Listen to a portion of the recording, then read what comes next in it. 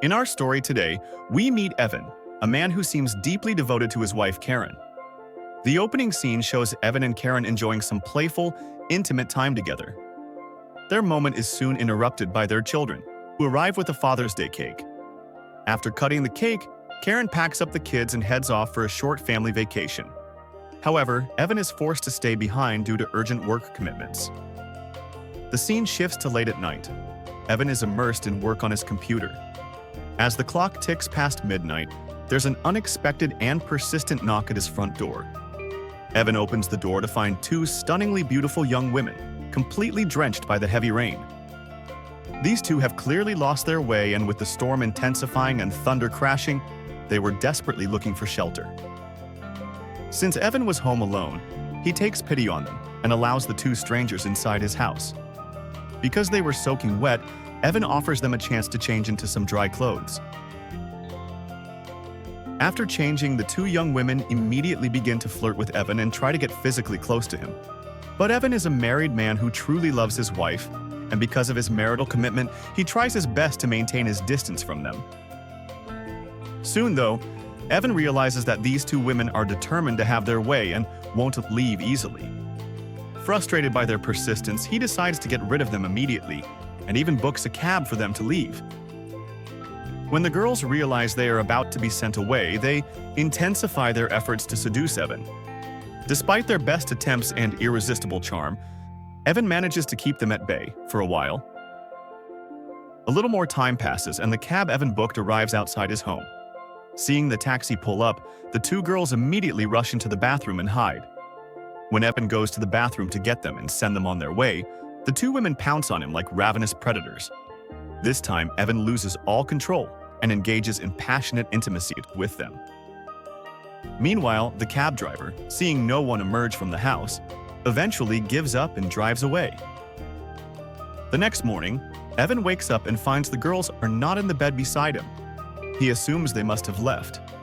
But then, he hears strange noises coming from the kitchen. Following the sounds, he discovers that the two girls have completely trashed his kitchen, leaving it in utter chaos. Their reckless behavior infuriates Evan, and he demands that they leave his house at once.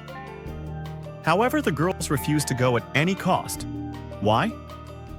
Because they had recorded the video of their intimate encounter with him. Hearing this shocking revelation, Evan's rage escalates. He immediately calls the police station, intending to report the two trespassers. Seeing Evan on the phone with the police, the two girls quickly decide to leave. Following their lead, Evan himself ends up driving the two women to the address they provided. After dropping them off, Evan returns home and starts the daunting task of cleaning up the massive mess. That night, Evan is once again working late on his computer. Suddenly, he senses a presence at his door again. As he goes to check, one of the girls sneaks up behind him and knocks him unconscious with a blow to the head. When Evan regains consciousness, he finds his hands and feet tied to his bed. One of the girls, Bill, stands before him and forces herself upon him. During the struggle, Evan manages to free one hand, push Bill away, and break free from his restraints. He then rushes towards the second girl, Genesis, intending to attack her. Just as Evan is about to strike, Genesis, armed with a takeout chopstick, plunges it into Evan's chest, inflicting a deep wound. The pain causes Evan to pass out once more. When Evan wakes up again, he finds himself tied to a chair. The two girls immediately start playing a series of malicious games with him. The rule of their first game was simple. If Evan failed to answer any of their questions correctly, they would torture him by blasting incredibly loud music into his headphones. They are in the middle of this harrowing game when Louis, Karen's business partner, unexpectedly arrives at the house. Seeing Louis, Bill quickly drags Evan to another room to hide him, while Genesis rushes to the door to greet Louis, pretending to be Evan's cousin. However, Louis knows that Evan doesn't have a cousin, and he immediately grows suspicious of the girl. He starts shouting at her. Amidst the chaos, he hears muffled sounds coming from the other room. When he enters the room to check, he finds Evan tied helplessly to a chair.